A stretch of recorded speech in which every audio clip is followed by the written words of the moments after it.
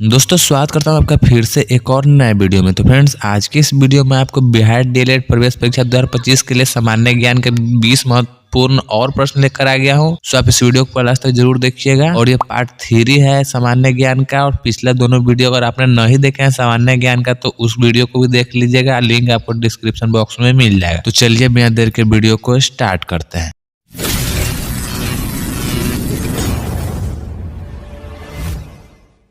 तो आज का पहला प्रश्न है, भारत का सबसे बड़ा बायोम कौन सा है? तो इस प्रश्न का सही उत्तर आपका हो जाएगा ऑप्शन नंबर सी, डेक्कन पठार। भारत का सबसे बड़ा बायोम कौन सा है? तो डेक्कन पठार है। उसके बाद अगला प्रश्न है प्रश्न संख्या 2, अंतर्राष्ट्रीय न्यायालय जिसे शॉर्ट में आईसीजे भी कहा जाता है का मुख्यालय कहाँ स्थित है? तो इस प्रश्न का सही उत्तर आपका हो जाएगा ऑप्शन नंबर सी, हेग। अंतर्राष्ट्रीय न्यायालय का मुख्यालय कहाँ स्थित है? तो हेग में है। उसके बाद अगला प्रश्न है प्रश्न संख्या 3, भारतीय संविधान में कितने मौलिक कर्तव्य है? ऑप्शंस है ए 10, बी 11, सी 12 और डी 9।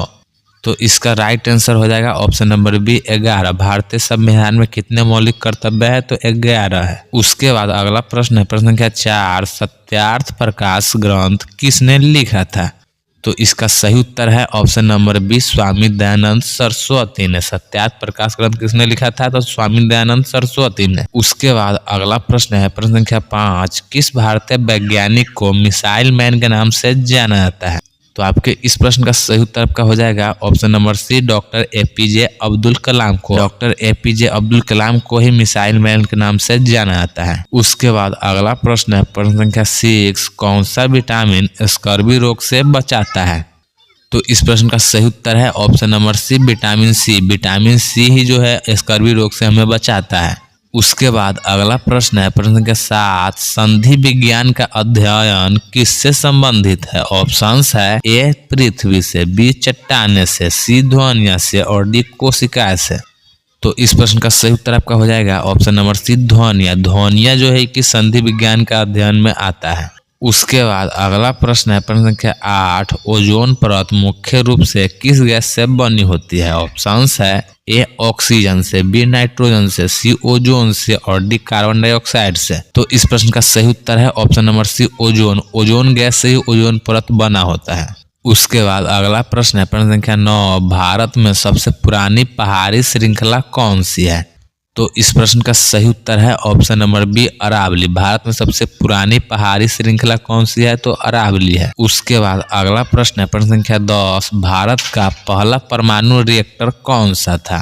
तो आपके इस प्रश्न का सही उत्तर है ऑप्शन नंबर ए, अप्सरा। भारत का पहला परमाणु रिएक्टर कौन सा था? तो अप्सरा था। उसके बाद अगला प्रश्न है प्रश्न संख्या 11, भारतीय राष्ट्रीय ध्वज को किसने डिजाइन किया था? ऑप्शंस है ए पिंगली वेंकैया ने, बी रविंद्रनाथ टैगोर ने, सी महात्मा गांधी ने और डी सुभाष चंद्र बोस ने। तो आपके इस प्रश्न का सही उत्तर है ऑप्शन नंबर ए, पिंगली वेंकैया। भारतीय राष्ट्रीय ध्वज को किसने डिजाइन किया था? तो पिंगली वेंकैया ने किया था। उसके बाद अगला प्रश्न है प्रश्न संख्या 12, विश्व का सबसे बड़ा डेल्टा कौन सा है? तो इस प्रश्न का सही उत्तर आपका है option number 1, Ganga Brahmaputra delta. विश्व का सबसे बड़ा डेल्टा कौन सा है? तो गंगा ब्रह्मपुत्र डेल्टा है। उसके बाद अगला प्रश्न है प्रश्न संख्या 13, भारत में लोकसभा के सदस्य कितने वर्षों के लिए चुने जाते हैं? तो इसका सही उत्तर हो जाएगा ऑप्शन नंबर बी, 5 वर्ष। भारत में लोकसभा के सदस्य कितने वर्षों के लिए चुने जाते हैं? तो 5 वर्ष के लिए चुने जाते हैं। उसके बाद अगला प्रश्न है प्रश्न संख्या 14, महात्मा गांधी ने दांडी यात्रा किस वर्ष शुरू की थी? तो आपके इस प्रश्न का सही उत्तर हो जाएगा ऑप्शन नंबर ए, 1930 में। महात्मा गांधी ने दांडी यात्रा किस वर्ष शुरू की थी? तो 1930 में की थी। उसके बाद अगला प्रश्न है प्रश्न संख्या 15, भारत का कौन सा शहर सिलिकॉन वैली के नाम से जाना जाता है? ऑप्शंस है ए मुंबई, बी बेंगलुरु, सी हैदराबाद और डी चेन्नई। तो आपके इस प्रश्न का सही उत्तर है option number B, Bengaluru. Bharat का कौन सा शहर सिलिकॉन वैली के नाम से जाना जाता है? तो बेंगलुरु जाना जाता है। उसके बाद अगला प्रश्न है प्रश्न संख्या 16, निम्नलिखित में से कौन सा भारत का सबसे ऊंचा जलप्रपात है?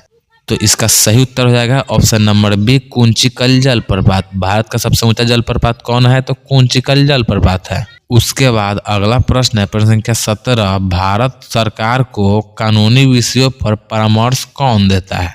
तो आपके इस प्रश्न का सही उत्तर हो जाएगा ऑप्शन नंबर ए, अटॉर्नी जनरल, जिसे कि हिंदी में महान्यायवादी कहा जाता है। उसके बाद अगला प्रश्न है प्रश्न संख्या 18, हरित क्रांति के जनक के रूप में किसे जाना जाता है? तो इस प्रश्न का सही उत्तर हो जाएगा option number A, M S. Swaminathan. हरित क्रांति के जनक के रूप में किसे जाना जाता है? तो एम.एस. स्वामीनाथन को जाना जाता है। उसके बाद अगला प्रश्न है प्रश्न संख्या 19, भारत में कौन सी फसल को रबी फसल कहा जाता है? ऑप्शंस है ए धान को, बी गेहूं को, सी मक्का को और डी कपास को। तो इसका सही उत्तर है ऑप्शन नंबर बी, गेहूं। गेहूं को ही रबी फसल के रूप में जाना जाता है। उसके बाद आज का अंतिम प्रश्न है प्रश्न संख्या 20, कौन सा ग्रह पृथ्वी का जुड़वा कहा जाता है? तो इस प्रश्न का सही उत्तर हो जाएगा ऑप्शन नंबर ए, शुक्र। शुक्र ग्रह को ही पृथ्वी का जुड़वा कहा जाता है। तो दोस्तों इसी प्रश्न के साथ आज का वीडियो होता है यहीं पर समाप्त। उम्मीद करता हूं कि आपको प्रश्न पसंद आया होगा। पसंद आया हो तो वीडियो को लाइक करिएगा और चैनल पर नए हैं तो चैनल पर एक बार विजिट जरूर करिएगा। तो अब मिलते हैं अगले वीडियो में, तब तक के लिए बाय।